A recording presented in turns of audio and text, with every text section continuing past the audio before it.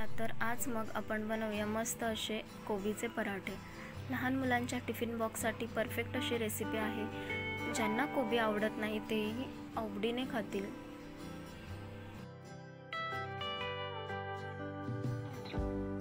कोबीचे पराठे बनवण्यासाठी आपण आधी छान असं पीठ मळून घेऊया। तर पीठ मळण्यासाठी मी इथे 2 कप गव्हाचं पीठ, 1 कप मैदा, चवीनुसार मीठ,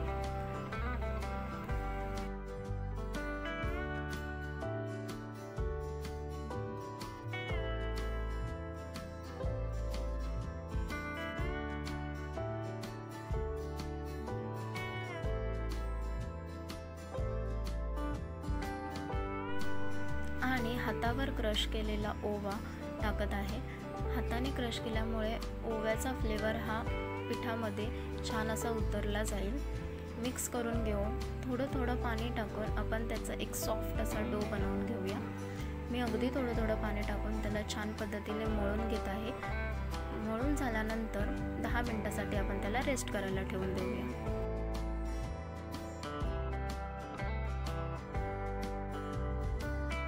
कढई घेऊन कढईमध्ये 2 टेबलस्पून तेल टाकूया। एक बारीक चिरलेला कांदा छान असा गोल्डन ब्राउन होईपर्यंत आपण त्या कांद्याला परतून घेऊया।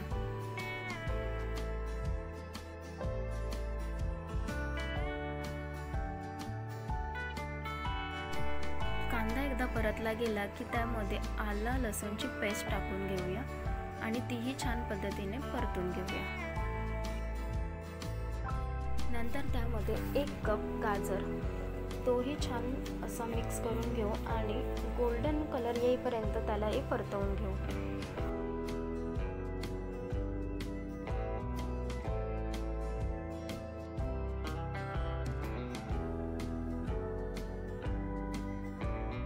इथे मी बारीक असा किसलेला कोबी घेतलेला आहे। 2 कप इतका कोबी मी इथे वापरत आहे। तोही छान पद्धतीने आपण सगळा मिक्स होईपर्यंत मिक्स करून घेऊया।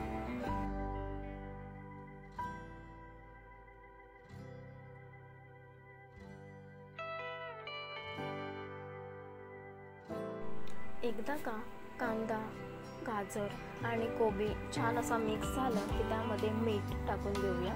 आपल्या चवीनुसार मीठ टाकायचं आहे आणि 2 टेबलस्पून घरात वापरलं जाणारं लाल तिखट आपण इथे टाकत आहोत। अर्धा टेबलस्पून हळदी पावडर,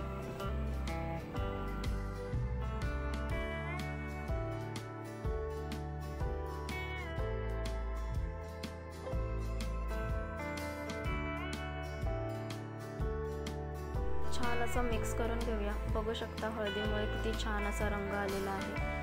भरपूर अशी कोथिंबीर टाकून आपण परत एकदा मिक्स करून घेऊया आणि थंड होण्यासाठी आपण ते बाजूला ठेवून देऊ। आता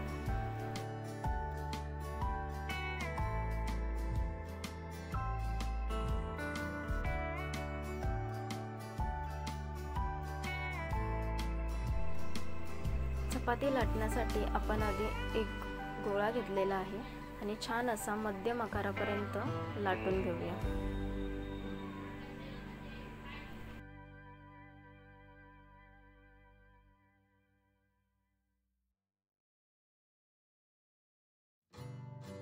बघू शकता आपण मध्यम आकाराचा लाटून झालेला आहे। त्यामध्ये 2 टेबलस्पून इतकं स्टफिंग भरून त्याला पॅक बंद करून घेऊ आणि परत एकदा त्याला आपण लाटून घ्यायचं आहे।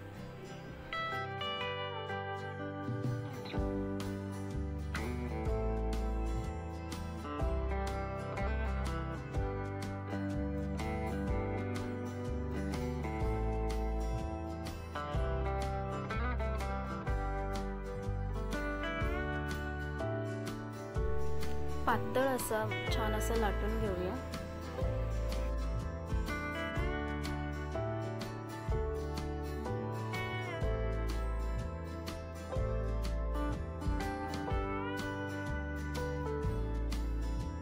आपला पराठाही मस्त असा लाटून झालेला आहे, बघू शकता।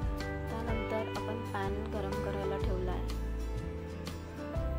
एकदा पॅन गरम झाला की पराठा टाकून घेऊया।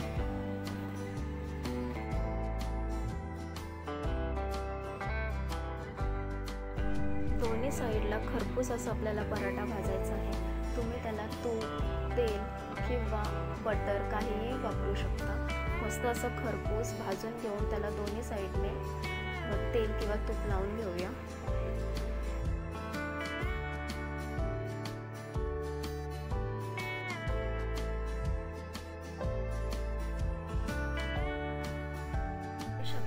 किती छान अशा पद्धतीने खरपूस आपला पराठा भाजून झालेला आहे।